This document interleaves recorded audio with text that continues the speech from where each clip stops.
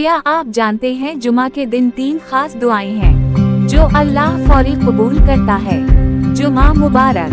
नबी करीम सल्लल्लाहु अलैहि वसल्लम ने फरमाया, जुमा के दिन एक ऐसा वक्त है जिसमें जो दुआ मांगी जाए कबूल होती है। आज ये 3 खास दुआएं सीखें।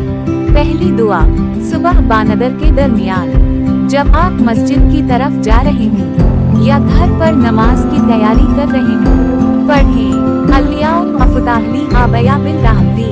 ए अल्लाह, मेरे लिए अपनी रहमत के दरवाजे खोल दे।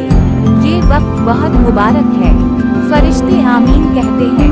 दूसरी दुआ, जुमा की नमाज के बाद, नमाज खत्म होने के फौरन बाद अभी लोग बैठे हैं, अपनी सबसे बड़ी हाजत मांगे।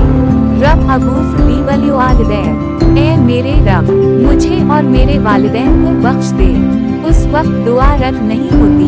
तीसरी दुआ, असर से मगरिब के दरमियान।